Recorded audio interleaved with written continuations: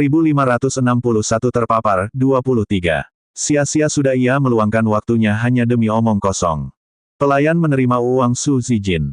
Sebelum keluar, ia juga bertanya dengan profesional, apakah kue ini perlu dibungkus?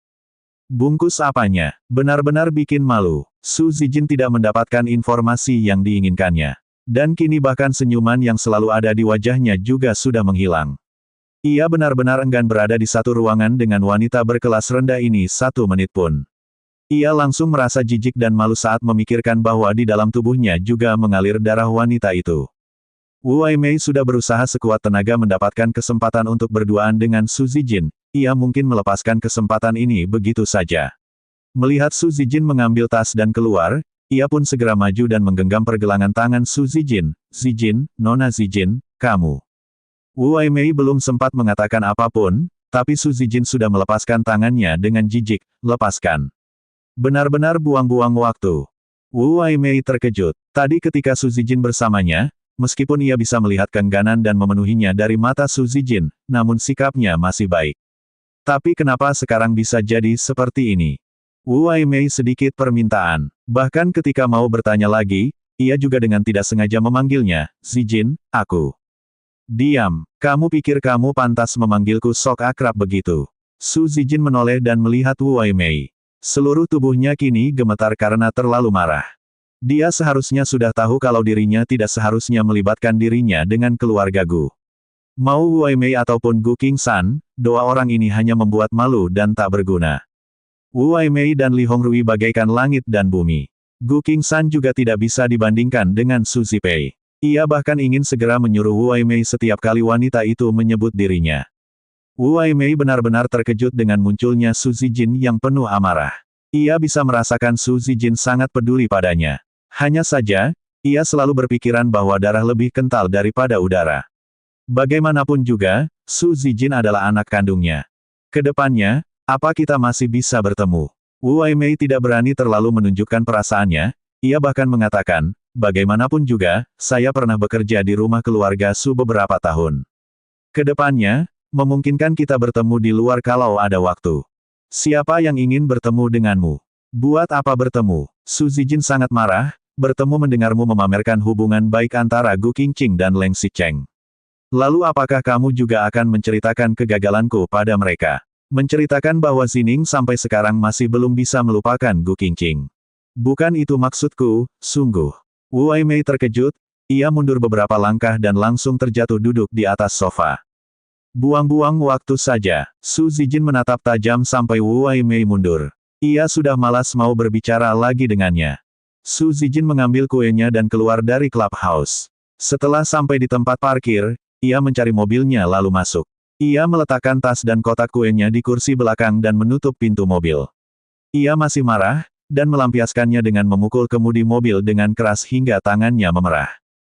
Kenapa? Kenapa di dalam tubuhnya ini mengalir darah yang sama dengan orang berkelas rendah seperti itu?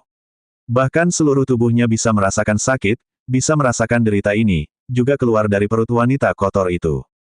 Su Zijin memukul kemudi mobil dengan penuh emosi, sampai seluruh tenaganya hampir habis. Kemudian ia baru mulai menyalakan mobilnya, hendak meninggalkan tempat ini. Namun ponselnya berbunyi. Ia melirik layar ponselnya, dan wajahnya yang tadi masih lesu pun langsung berubah jadi cerah seketika. 1562 terpapar, 24. Apakah ini benar? Kalau informasi ini benar, berarti Su Zijin memegang kemudi mobil dengan erat. Celana saja Wu Weimei tidak berani menghancurkan hubungan Leng Xicheng dan Gu Qingqing. Celana saja 3 tahun yang lalu Leng Xicheng bisa menikahi Gu Qingqing, pantas saja malam itu, ayah Gu bisa meninggal di tertabrak mobil Leng Xicheng. Su Zijin langsung menelpon balik ke orang itu. Suaranya gemetar, membuatnya bicaranya tidak stabil. Apa benar yang kamu katakan itu? Orang yang mengirim pesan pada Su Zijin adalah asisten ayahnya. Ia menyuruhnya mengawasi masalah keluarga Leng dan keluarga Gu. Setelah sekian lama, akhirnya ia mengetahui alasan pernikahan antara Leng Xicheng dan Gu Qingqing. Sungguh informasi yang menyenangkan. Su Zongsu tidak ingin istri dan anaknya terlibat dalam konflik antara keluarga Su dan keluarga Leng, jadi biasanya ia mengurus masalah seperti ini tanpa sepengetahuan keluarganya. Su Zijin mana mungkin melepaskan kesempatan saat ia mengetahui masalah pribadi Gu Qingqing. Ia sudah menyuruh asisten Su Zongsu agar juga melaporkan hasil penyelidikannya. Asisten Su Zongsu menganggukkan kepalanya, informasi ini akurat, dan ayahmu juga mengetahuinya. Tapi masalah ini tidak boleh diungkapkan, jangan beritahu siapapun. Tentu saja, tentu saja. Su Zijin mengucapkan, tentu, sebanyak 3 kali dengan gembira, lalu langsung melajukan mobilnya pulang. Li Hongrui yang di dalam rumah merasa aneh melihat Su Zijin pulang secepat ini. Tapi dia tidak mempedulikannya. Su Zijin meletakkan kedua kotak kuenya di atas meja, lalu melepas sepatu hak tinggi, melempar tasnya ke sofa. Ia bahkan tidak mengganti baju dan memakai sandal rumah, malah langsung bertanya, "Ibu, ayah di mana?" Li Hongrui mengambil kue itu dan menjawab, "Ayahmu ada di ruang kerja lantai atas." Sebentar, pakai sandalmu dulu." Su Zijin menduduki atas bagaikan angin. Ia langsung membuka pintu dan benar saja, ia melihat selain Su Zongsu, di dalam ruangan itu masih ada si asisten. Su Zongsu merasa aneh melihat Su Zijin masuk. Lalu ia malah mendengarnya bertanya dengan terengah-engah, "Kalian sedang berdiskusi bagaimana cara menantang keluarga Gu, melawan Gu Qingqing, kan?" Su Zongsu melihat ke arah asistennya, matanya menunjukkan kebingungan serta amarah. Sementara itu, Su Zijin tampak langsung menggelengkan kepalanya, "Ayah, ini bukan salahnya, aku yang mengancamnya." Asisten tersebut undur diri dari ruang kerja dan menutup pintu, meninggalkan Su Zongsu dan Su Zijin. Su Zijin segera maju, ia meletakkan kedua tangannya di atas meja kerja. Ia melihat sang ayah dengan bersemangat, "Ayah, apakah itu benar? Ayah Gu Qingqing sudah berhutang banyak pada rentenir sebelum meninggal, jadi kemungkinan besar dia bunuh diri. Bahkan setelah ayah Gu Qingqing meninggal dunia, keluarga Gu masih meminta uang asuransi dari perusahaan asuransi. Berarti Gu Qingqing sudah melakukan penipuan dengan meminta Leng Xicheng menikahinya, kan? Dia sama sekali tidak berhak menikah dengan keluarga Leng." Su Zongsu menganggukkan kepalanya, "Benar seperti yang kamu katakan. Tapi, kamu jangan lupa, masalah ini sudah berlalu selama 3 tahun. Sekarang hubungan Gu Qingqing dan Leng Xicheng sangat bagus. Meskipun keluarga Leng akan malu, tapi belum tentu Gu Qingqing akan diceraikan." Su Zijin mencibir dengan gembira, orang searogan Leng Xicheng malah dijebak keluarga Gu, dan menikahi seorang penipu. Nanti setelah dia mengetahui masalah ini, entah akan seperti apa ekspresinya. Su Zongsu menggelengkan kepalanya, "Kamu hanya mengetahui salah satu informasi saja. Tentu saja dari kecelakaan lalu lintas ini bisa dilihat bahwa keluarga Gu memang bermaksud mau menipu dan menyalahkan Leng Xicheng. Tapi Leng Xicheng, dia memang pelaku yang mencelakai ayah Gu." Senyuman Su Zijin pun langsung menghilang, "Ayah, apa maksudmu?" 1563 terpapar, 25. Awalnya memang kecelakaan, lalu menjadi penipuan, dan sekarang malah, jadi pembunuhan yang direncanakan secara sempurna. Seharusnya, tidak begitu, kan? Mungkin karena masalah ini terlalu mengejutkan. Bahkan setelah Su Zijin selesai mengutarakan, langit yang di luar juga mulai menggelap. Awan hitam mulai berkumpul dan samar-samar mengeluarkan suara petir. Lampu di ruang kerja Su Zongsu belum dinyalakan. Karena langit yang tiba-tiba menggelap, disertai suara petir yang menari, suasana kamar pun menjadi serius dan hening. Su Zongsu berdiri dan menyalakan lampu. Ini membuat suasana kamar jadi tidak begitu serius lagi. "Aku belum mendapatkan bukti, asistenku juga masih menyelidiki masalah ini. Tapi kalau informasi ini memang benar, maka Leng Xicheng tidak bisa melepaskan tanggung jawab atas kematian ayah Gu. Celana saja dia bisa langsung menikahi Gu Qingqing. Ternyata demi menutup mulut semua orang." Su Zijin sangat terkejut sampai tidak bisa mengatakan apapun. Su Zongsu lalu memperingatkannya, "Karena kamu sudah mengetahui masalah ini, maka kamu harus merahasiakannya. Jangan mengungkapkan ke siapapun. Baik itu ibumu, Zining, Zipei, atau paman dan bibimu, apalagi orang lain. Kamu tidak boleh memberitahukan masalah ini pada siapapun, mengerti?" Su Zijin menganggukkan kepalanya dengan kaku, "Tapi ayah, apa ini berarti? Kalau masalah ini terungkap, maka Leng Xicheng harus masuk penjara." Su Zongsu berkata dengan menyesal, "Aku tahu apa yang ingin kamu katakan. Leng Xicheng tidak melakukan kejahatan, tapi dia memiliki hubungan penuh dengan kematian ayah Gu. Sayang sekali, kalau Leng Xicheng benar-benar melakukan kejahatan dan disuruh bertanggung jawab, kemungkinan besar sekarang keluarga Leng sudah roboh." Awalnya Su Zongsu mengira kecelakaan lalu lintas 3 tahun yang lalu bukan kecelakaan, dan Leng Xicheng seharusnya meminta tanggung jawab keluarga Gu.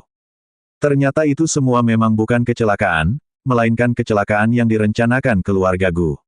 Namun alasan penipuan yang dilakukan keluarga Gu, malah ada campur tangan Leng Xicheng. Alasan ini tidak diketahui Su Zongsu, keluarga Gu juga belum tentu diketahui. Sedangkan Gu Qingqing, ia bahkan tidak mengetahui keluarga Gu telah melakukan penipuan. Apalagi masalah Leng Xicheng ikut campur ke masalah kematian ayah Gu. Leng Xicheng tentu saja menyembunyikannya dari Gu Qingqing. Tapi, kalau memang itu benar, meski tidak bisa membuat Leng Xicheng masuk penjara, tapi kalau mempublikasikan masalah ini, harga sahamnya pasti akan mempengaruhi. Dan keluarga Gu juga akan membuat sedikit kesamaan. Pada saat itu terjadi, kita bisa mengambil kesempatan. Siapa tahu kita bisa mengalahkan keluarga Leng dalam satu pukulan. Aku tidak tahu keluarga Gu akan membuat janji atau tidak. Tapi Gu Qingqing sudah pasti membuat janji. Meskipun Su Zijin sangat tidak menyukai Gu Qingqing, namun ia juga harus mengakui bahwa Gu Qingqing benar-benar sangat mencintai ayah Gu. Jika ada yang mengatakan hal buruk tentang Gu Qingqing sendiri tidak akan melawan. Namun wanita itu tidak akan membiarkan berbicara buruk tentang ayah Gu. Kalau kematian ayah Gu berubah dari kecelakaan menjadi akhir yang disebabkan Leng Xicheng karena kesengajaan bersama. Entah akan menjadi seperti apa pada akhirnya. Ketika Su Zongsu dan Su Zijin sedang berada di ruang kerja, sebuah panggilan telepon pun masuk ke ponsel Su Zijin. Ia mengeluarkan ponselnya, dan ketika melihat nama yang tertera di atas ponselnya, ia pun mengerutkan keningnya. Shen Yating, ketika Su Zijin masih di perusahaan Suyi, orang ini adalah wakilnya. Setelah Su Zijin menolak panggilan tersebut, dengan cepat ponselnya berbunyi lagi. Ia pun jadi kesal, dan dengan tidak sabaran mengangkat panggilan tersebut. Ia dengan kaku mengatakan, "Halo. Nona Su, aku menemukan satu hal." Suara Shen Yating terdengar sangat bersemangat. Namun suara napasnya sangat keras, bisa diketahui kalau dia sedang sembunyi di pojok dan diam-diam menelepon Su Zijin. "Apapun itu bukan masalahku. Su Zijin sudah dikeluarkan dari perusahaan Suyi, memangnya ada urusan apa lagi? Masalah ini mengenai Direktur Gu, dan ini bukan masalah kecil. Ini ada ringkasannya dengan Leng Xicheng." 1564 terpapar, 26. Samar-samar dari suara Shen Yating yang bersemangat, bisa terasa jika sepertinya ia baru saja mendapatkan rahasia besar. "Masalah apa?" Su Zijin mulai tertarik mendengar nama Gu Qingqing dan Leng Xicheng, tapi ia bertanya dengan nada malas-malasan. "Tadi aku mendengar He Yumeng menelpon di lemari penyimpan barang pembersih yang dekat konter air. Aku mendengar mengatakan Presiden Leng, Nyonya, seperti itu, sepertinya dia sedang melapor pada Leng Xicheng. Selain Leng Xicheng, siapa lagi yang akan dipanggil Presiden Leng? Sedangkan Nyonya, kalau bukan karena status Gu Qingqing terbongkar secara tidak sengaja, mau He Yumeng menelepon 100 kali pun, Shen Yating juga tidak akan mengira kalau panggilan Nyonya dari He Yumeng ditujukan untuk Gu Qingqing. Dia Yumeng." Su Zijin memiliki kesan tersendiri dengan He Yumeng ini. He Yumeng adalah karyawan yang baru masuk setelah kerja sama pertama perusahaan Suyi dan Grup Leng. He Yumeng menjadi asisten Gu Qingqing. Ia rajin bekerja dan tidak menonjol. Keberadaannya hampir tidak terasa. Berarti, sejak Leng Xicheng mengetahui Gu Qingqing bekerja di perusahaan Suyi, ia pun mencari seseorang untuk bekerja di samping Gu Qingqing. Tindakan Leng Xicheng ini bisa diartikan melindungi, atau mengawasi, atau demi menentang Lin Zuyi. Jika untuk pengawasan atau perlindungan, ataupun menolak Gu Qingqing, maka itu akan menjadi alasan apapun. Sekarang poinnya adalah, apa Gu Qingqing mengetahui masalah ini? Begitu juga dengan Lin Zuyi. Kamu yakin dia menyebut Presiden Leng dan Nyonya? Aku sangat yakin. Shen Yating sangat percaya diri, biasanya ada petugas kebersihan yang membersihkan lantai ini, tapi dia sedang ambil cuti. Lalu Presiden Leng juga membawa pergi Direktur Gu. He Yumeng adalah asisten Direktur Gu, dia bertanggung jawab atas kebersihan hari ini. Selain dia, tidak akan ada orang lain yang pergi ke tempat itu. Aku tidak bisa mendengar apa yang dia dan Presiden Leng bicarakan. Tapi aku bisa memastikan bahwa memang menyebutkan dua panggilan itu. Orang-orang yang menggosipkan Gu Qingqing akan menyebutkan dengan sebutan Direktur, atau nama langsung, bahkan ada yang menyebut dengan sebutan wanita itu. Mereka tidak akan mengundang Nyonya. Shen Yating menambahkan dengan semangat, dan menurut pengamatanku, Direktur Gu seharusnya belum mengetahui masalah He Yumeng. Bagus, kalau begitu kamu awasi dia terus. Apakah akan ada informasi lain atau tidak, menyarankan kamu bisa menyelidiki dengan tujuan yang jelas He Yumeng masuk ke Suyi. Baik, Su Zijin memutuskan panggilan tersebut, lalu dia pun melihat Su Zongsu sedang melihatnya dengan aneh. Ia kemudian tersenyum. Ayah, seperti sudah saatnya kita memaparkan keadaan. Keadilan memang berdiri di pihak kita. Sepertinya Leng Xicheng juga tidak terlalu menyukai Gu Qingqing seperti yang kita kira. Dia bahkan merekrut orang untuk mengawasi Gu Qingqing tanpa sepengetahuannya. Tanda hubung tanda hubung tanda hubung tanda hubung. Leng Xicheng juga baru selesai menelepon. Tidak ada yang aneh dengan perusahaan Sui.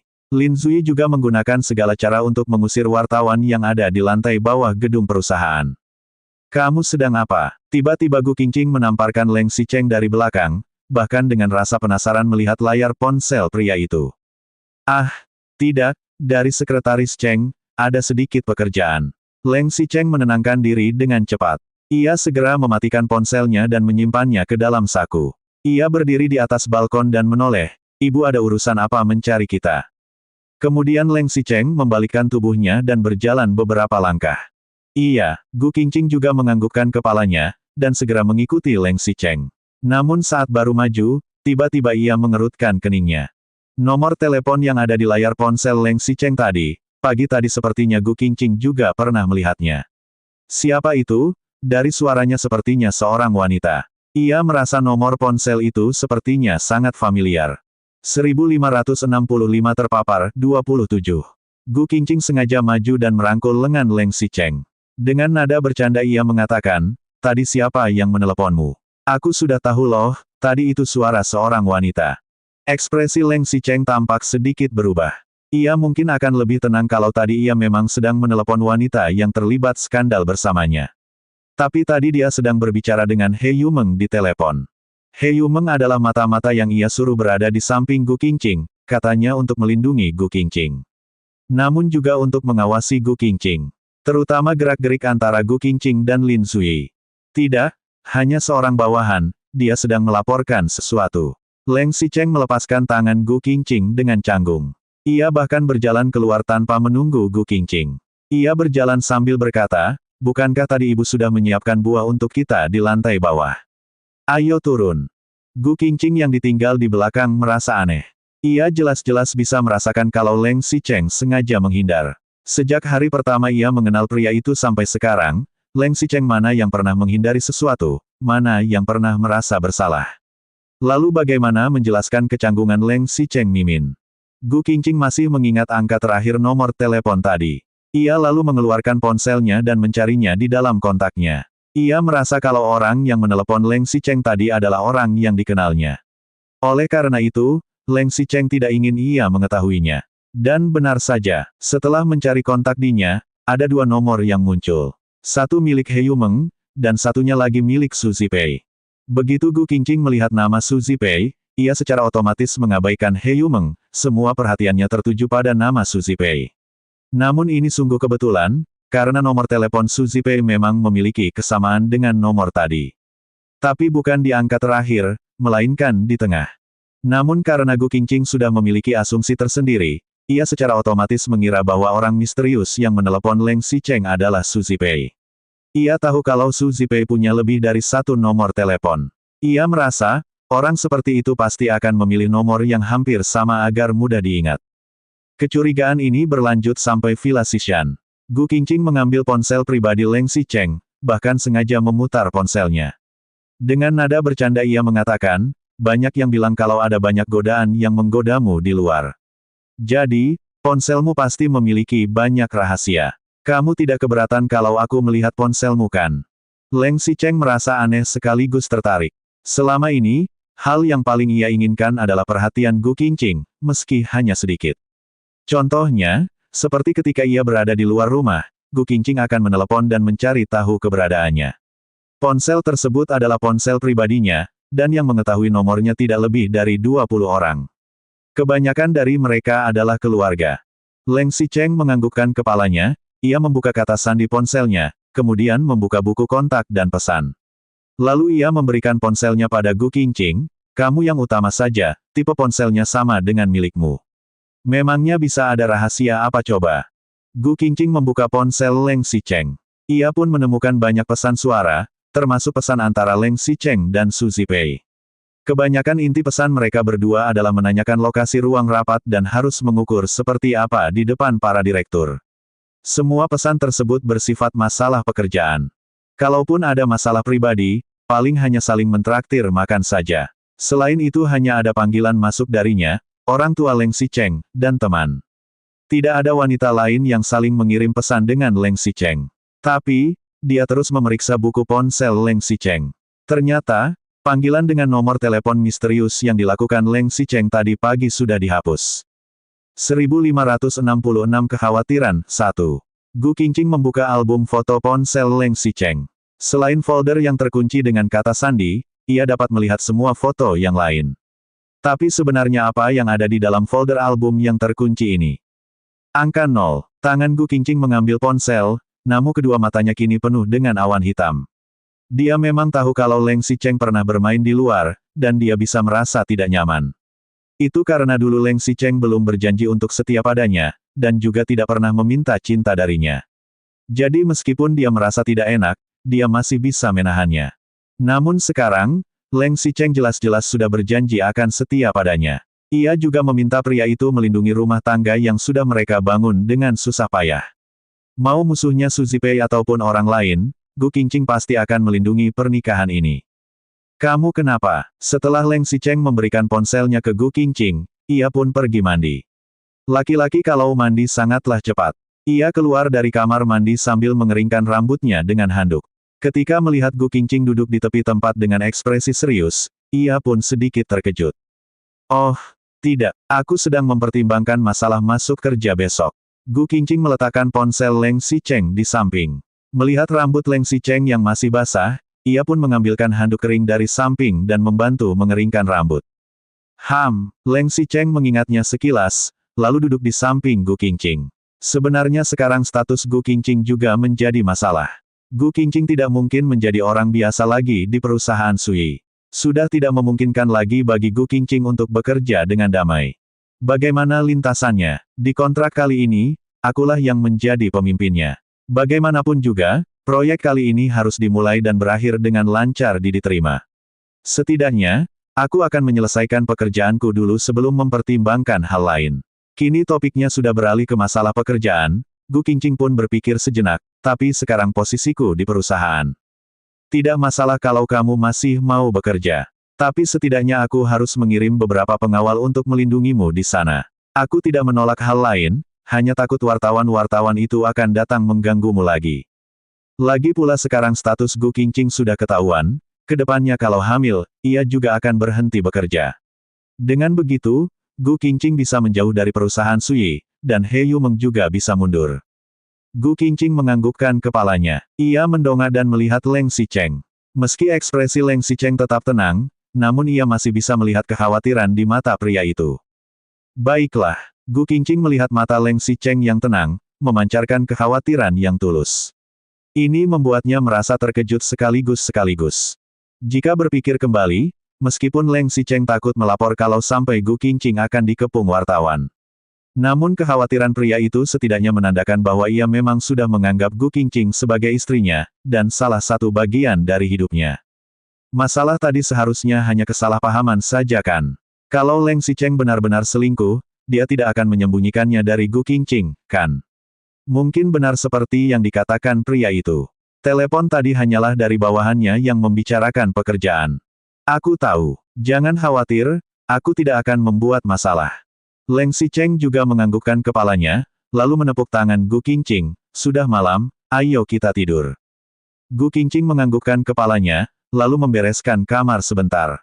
Hari ini ia sudah berlari ke sana-sini. Tadi pagi masih belum apa-apa, tapi begitu kepalanya menyentuh bantal, rasa lelah langsung mengecewakannya. Tidak lama kemudian ia pun tertidur. Larut malam, Gu Qingqing tidak bisa tidur nyenyak. Mungkin karena hari ini dia sudah sibuk seharian. Ia menyuarakan masalah wartawan, merujuk pada Leng Xicheng yang mungkin akan menyakiti orang tuanya, dan pria itu mungkin selingkuh lagi. Selain itu, mungkin karena ada suara petir yang menggelegar, nafasnya pun jadi terasa sesak. 1567 Kekhawatiran 2. Seolah ada sesuatu yang tak berwujud sedang mengikat kepala Gu Qingqing. Ia masih berbaring santai, tapi terus mengubah posisi tidurnya karena tidak bisa tidur dengan nyenyak. Samar-samar ia merasa dirinya sudah tertidur, tapi tidak juga. Sampai akhirnya ia juga tidak tahu apakah kesadarannya yang meninggalkan raganya, atau ia benar-benar sudah bangun. Tanpa memakai sandal rumah, ia berjalan di atas lantai yang sejuk. Ia berjalan keluar kamar sambil memilih. Kabut di sekitar sangat tebal, begitu tebal bagaikan tirai kasa berlapis-lapis. Tangannya dengan lembut membuka lapisan tirai kasa tersebut. Di sekelilingnya sangat gelap, tapi ia terus maju tanpa henti, seolah tidak merasakan rasa takut yang sama sekali. Sampai lapisan tirai kasa terbuka selapis demi selapis, dan akhirnya ia tiba di sebuah tempat. Namun kabut itu malah semakin tebal, dan suara petir kembali terdengar. Tak lama kemudian, hujan pun turun. Gu Qingqing benci hujan badai. Karena ia kehilangan harga diri dan juga ayahnya saat hujan badai terjadi. Namun apa yang kita takutkan, itulah yang akan kita hadapi. Demi berteduh dari hujan, ia berlari masuk ke suatu tempat. Ia sudah berhasil berteduh dari hujan, hanya saja, ia sepertinya merasa, tempat ini agak familiar. Gu Qingqing mendongak, tempat ini adalah sebuah clubhouse kelas atas. 3 tahun yang lalu, dia pernah datang ke sini beberapa kali. Ia naik ke lantai atas sesuai ingatannya, dan berjalan di koridor lantai 2 sampai ujung. Namun saat ia belum sempat membuka pintu, ia sudah mendengar suara cuplikan dari dalam. Ia yang berdiri di luar pun meragu sejenak. Ketika mau membuka pintu, tiba-tiba ada yang mendorongnya ke samping dengan kuat. Ia melihat orang itu berlari ke dalam, dan ia pun melihat orang itu adalah dirinya sendiri 3 tahun yang lalu. Gu Qingqing masih ingat, hari itu ayah Gu telah berinvestasi 1 juta yuan pada sewa. Pihak penyewa mengatakan kalau ayah Gu tidak bisa membayar utangnya dalam 3 hari, mereka akan memotong kedua tangan ayah Gu sebagai bayaran. Awalnya Gu Qingqing meminta bantuan kepada Ni Zining untuk meminjam uang. Padahal sudah mau berhasil mendapatkan uang itu, tapi malah ketahuan Zhen Xiaoya. Zhen Xiaoya segera memutuskan hubungan Gu Qingqing dan Ni Zining, mengembalikan uang yang sudah dipinjamkan Ni Zining kepada temannya. Kemudian mengajak Gu Qingqing bertemu, dan melemparkan selembar cek senilai 1 juta yuan, menyuruh Gu Qingqing segera meninggalkan Ni Zining. Gu Qingqing memang bodoh. Demi harga dirinya, ia bukan hanya menuangkan minumannya ke kepala Zhen Xiaoya, tapi juga melempar kembali cek itu. Ia mengira dirinya bisa mempertahankan harga dirinya dengan cara itu. Tapi siapa yang mengira, malam hari saat ia sudah menolak cek Zhen Xiaoya, rentenir pun datang menagih hutang. Waktu keluarga Gu tidak bisa memberikan sepeser uang pun pada sewa. Mereka pun memotong jari kecil ayah Gu, dan juga mengancam keluarga Gu. Mereka mengatakan kalau tidak bisa membayar hutang, maka kedua kaki dan tangan ayah Gu akan dipotong. Mereka juga akan menjual Gu Qingsan dan Gu Qingqing untuk melunasi hutang tersebut. Kondisi keluarga Gu saat itu sudah sangat krisis, dan hanya bisa pasrah. Gu Qingqing bahkan tidak mengerti harus bagaimana menghadapi hari esok. Ia sangat membenci dirinya sendiri yang tidak menerima cek dari Zhen Xiaoya. Kalau dia mau meminta kembali cek itu, keluarga Ni mungkin sudah tidak mau memberikannya lagi. Namun selain Ni Zining dan Zhen Xiaoya, siapa lagi yang bisa memberikan uang sebesar itu padanya? Siapa yang bisa menyelamatkan nyawa keluarga Gu di krisis ini? Waktu itu, satu-satunya orang yang muncul di otak Gu Qingqing hanya tersisa Leng Xicheng. Gu Qingqing masih ingat, malam itu sedang hujan deras. Saat menyewa mencari rumah keluarga Gu lagi dan menjangkau rumah, Gu Qingqing tidak punya waktu untuk berpikir lagi. Ia langsung membangun keluar dari rumah, ingin mencari Leng Xicheng. Namun ia sama sekali tidak mengetahui posisi pria itu, menelponnya juga tidak diangkat. Sampai akhirnya tidak ada cara lain. Ia hanya bisa menelpon Mo Dongyang. Tanpa berbelit-belit, Mo Dongyang pun langsung memberikan alamat Leng Xicheng padanya. 1568 Kekhawatiran 3. Malam itu, langit tertutup oleh awan hitam. Meski tidak turun hujan, namun langit tampak terus mendung. Waktu itu Gu Qingqing tidak menyadarinya, bahwa ketika Mo Dongyang sedang meneleponnya, suara pria itu terdengar panik, saat ini kondisinya sangat tidak baik, sebaiknya kamu datang menghiburnya. Waktu itu Gu Qingqing juga tidak mempedulikan kata-kata Mo Dongyang. Ia hanya memikirkan krisis keluarga Gu. Ia tidak pernah membayangkan, waktu itu keluarga Leng juga sedang dalam krisis besar. Setelah pengumuman laporan keuangan kuartal kedua, keluarga Leng rugi miliaran. Sebagian besar investor langsung menarik kembali modal mereka. Bahkan keluarga Su yang memiliki hubungan pertunangan juga memutuskan kontrak yang sudah ditandatangani oleh kedua pihak. Proyek yang sedang berlangsung juga dihentikan setelah pengumuman laporan keuangan kuartal kedua. Sore harinya, keluarga Su bahkan langsung datang ke rumah keluarga Leng, dan secara tidak langsung mengatakan keluarga Su mungkin akan mengembangkan bisnis di luar negeri. Su Zipei juga akan ikut ke luar negeri. Jadi mereka ingin menerima pertunangan kedua keluarga. Mau Leng Xicheng menyukai Su Zipei atau tidak, setelah mereka berdua bertunangan, Leng Xicheng memang tidak pernah mau membatalkan komitmen tersebut. Namun ia tidak menyangka, malah keluarga Su yang datang ke keluarga Leng untuk membatalkan pertunangan. Meskipun keluarga Su terlihat sangat sungkan, namun maknanya sudah sangat jelas.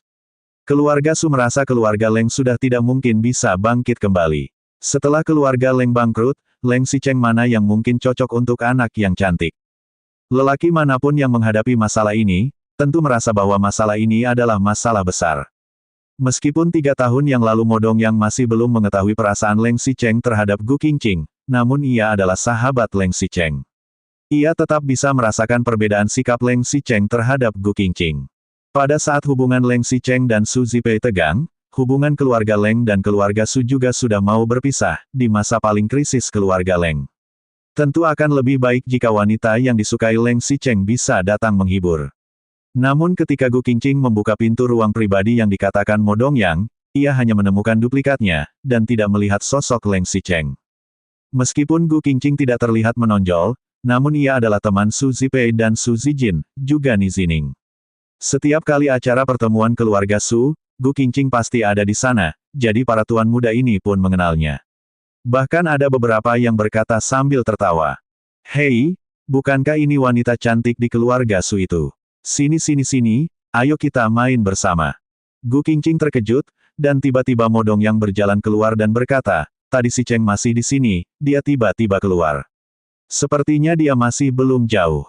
Kamu bisa mencoba mencarinya di luar." Gu Qingqing langsung menganggukkan kepalanya, ia pun membalikkan tubuhnya dan berjalan keluar. Ketika berjalan sampai halaman belakang, ia pun menemukan Leng Xicheng sedang bersama seorang wanita di dalam gazebo yang ada di taman. Wanita itu adalah Su Zipei. Gu Qingqing tidak berani mengatakan apapun, ia hanya mendekat secara diam-diam. Mungkin karena sedang hujan dan juga ada suara petir. Jadi, ketika Gu Qingqing berlari mendekati mereka, 2 orang itu tidak menyadarinya. Mungkin karena sedang hujan juga, Leng Xicheng dan Su Zipei dapat berbicara dengan nyaman di halaman belakang yang sepi. Gu Qingqing bersembunyi di belakang lampu jalan dekat gazebo. Ia mengandalkan semak-semak untuk bersembunyi, dan mulai mengintip. Leng Xicheng dan Su Zipei sedang berdiskusi. Suara Su Zipei terdengar lebih keras, "Xicheng, aku tahu ayah dan ibuku sudah pergi ke rumah keluarga Leng hari ini. Aku juga tahu, mereka ke sana untuk membatalkan pertunangan kita. Yang ingin kukatakan adalah, sejak kita bertunangan, sejak hari kamu memakaikan cincin pertunangan kepadaku, aku tidak pernah berpikir untuk membatalkan pertunangan kita. Ayah dan ibuku ingin ke luar negeri, tapi aku tidak. Jika kamu memintaku tinggal, aku tidak akan ke luar negeri. Aku ingin selalu berada di sampingmu." 1569 Kekhawatiran 4. Jer, suara petir terdengar dari langit. Lampu jalan di kebun sangat redup, namun kilatan petir membuat wajah Leng Xicheng terlihat dingin, tajam dan tenang. Ia terlihat menakutkan. Tidak perlu, suara Leng Xicheng terdengar tenang, bahkan malas mau berbicara lebih banyak dengan Su Zipei. Dia pun langsung mengarahkan badannya dan pergi. Su Zipei pun langsung panik. Ia mengira perbuatan orang tuanya telah menyakiti hati Leng Xicheng. Pria ini merupakan pewaris keluarga Leng. Namun sebentar lagi bisa mewarisinya, grup Leng malah tertimpa krisis terbesar dalam sejarahnya. Sementara itu, sebagai teman kerjasama yang paling baik, bahkan 2 keluarga sudah bertunangan, keluarga Su malah datang ke rumah keluarga Leng untuk meminta pembatalan pertunangan. Laki-laki manapun pasti tidak akan diterima. Namun Su Zipei berbeda. Meskipun orang tuanya bisa begitu, tapi dia tidak. Ia mencintai Leng Xicheng, dan berharap bisa selalu bersama pria itu di masa depannya. Walaupun seluruh anggota keluarganya telah pergi ke luar negeri, ia pasti akan berada di samping Leng Xicheng, menemaninya melewati masa krisis tersebut. Su Zipei mengerti, mungkin karena sikap orang tuanya, Leng Xicheng jadi marah padanya. Namun tidak apa-apa, ia sudah lama berhubungan baik dengan Leng Xicheng, mereka sangat dekat. Meski tidak mesra seperti pasangan lainnya, namun masih bisa dikatakan nyaman dan tentram. Selama ini Leng Xicheng tidak pernah memiliki pacar, bukan karena di matanya hanya ada satu orang.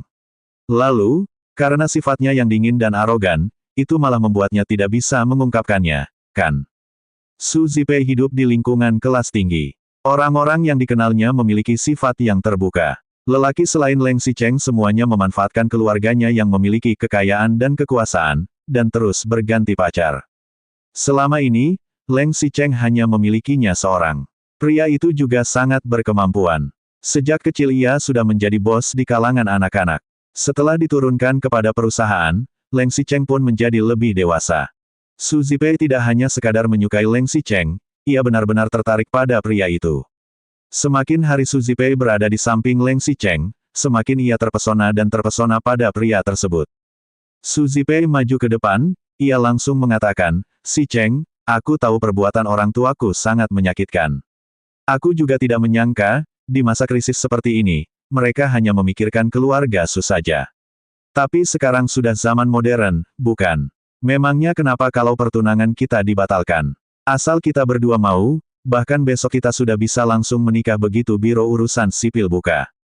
Su Zipei sudah tidak peduli lagi. Asalkan Leng Xicheng mau, ia pasti akan berada di sekitarnya. Leng Xicheng mendengar kata-kata itu diucapkan, namun ia sama sekali tidak menoleh. Beberapa saat kemudian, Gu Qingqing hanya melihat Leng Xicheng membuka mulutnya dan berkata dengan tenang. "Tidak usah. Pertunangan kita sudah dibatalkan. Kedepannya kamu bisa menjadi putri pertama keluarga Su kamu sepuasnya." Suara Leng Xicheng terdengar begitu datar tanpa emosi. Sebenarnya, selain terasa sedikit terhina, ia benar-benar tidak memiliki perasaan apapun terhadap pinjaman tersebut. Terlebih lagi, secara samar-samar ia merasa ini adalah kebebasan yang ditakdirkan. Namun di mata Su Zipei dan Gu Qingqing waktu itu, mereka merasa ketidakpedulian Leng Xicheng saat itu jelas karena pria itu marah. Bahkan, mungkin kecewa. Dan ini mungkin karena cinta yang dalam. Mereka adalah mereka, aku adalah aku. Jelas-jelas Su Zipei juga salah paham.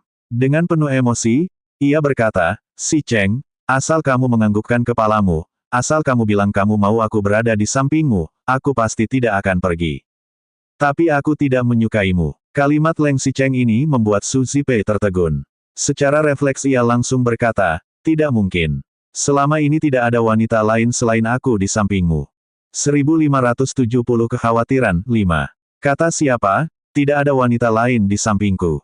Sekali lagi Leng Xicheng membuat Su Zipei kebingungan karena satu kalimatnya. Su Zipei kembali ke negeri saat SMA kelas 2 bersama orang tuanya. Ia dan Leng Xicheng merupakan teman sekolah sekaligus tetangga. Sejak masuk SMA, ia sudah tahu Leng Xicheng memiliki sifat yang arogan dan menyendiri, tidak pernah dekat dengan perempuan lain. Sejak SMA sampai kuliah, sampai sekarang mereka S2, selain saudara, hampir tidak ada wanita lain di samping Leng Xicheng. Pria itu sepertinya juga hanya dekat dengan Su Zipei saja. Jangan-jangan Leng Xicheng pernah dekat dengan seseorang sebelum usianya 17 tahun. Selama ini, Su Zipei benar-benar tidak pernah menyadari ada wanita lain di samping Leng Xicheng. Su Zipei sama sekali tidak mempercayainya, siapa dia? Sebenarnya tidak, kan? Kamu hanya mengarang alasan agar aku mundur, kan? Xicheng, aku tahu kamu sangat sedih karena perbuatan orang tuaku. Tapi perasaanku untuk benar-benar sepenuh hati.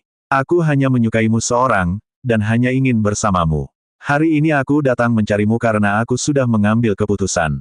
Bahkan aku sudah membawa berkasnya di dalam tugasku. Orang tuaku tidak bisa membatasi keinginanku. Mereka tidak akan mengendalikanku meninggalkan itu. Kemudian Su Zipei bahkan membuka tasnya. Apalagi Gu Qingqing yang ada di belakang semak-semak juga bisa melihatnya memang membawa banyak barang di dalam tasnya. Su Zipei bahkan mengatakan, "Bahkan, kamu tidak perlu memikirkan masalah uang. Aku sudah memiliki tabungan sendiri sejak kuliah. Selama beberapa tahun ini aku juga berinvestasi serta berbisnis dengan temanku. Meskipun uangnya tidak banyak, tapi pasti cukup untuk kehidupan kita berdua." Leng Xicheng mengerutkan keningnya, "Kamu benar-benar berpikir terlalu jauh. Aku tidak pernah berpikir mau menikah denganmu. Aku tidak percaya." Su Zipei bahkan menambahkan, "Apa kamu takut kalau keluarga Leng nanti tidak bisa bangkit lagi, lalu aku akan meninggalkanmu?" Su Zipei menggelengkan kepalanya dengan kuat, "Tidak, aku mau berada di sampingmu, jadi aku sudah memikirkan kemungkinan yang paling buruk.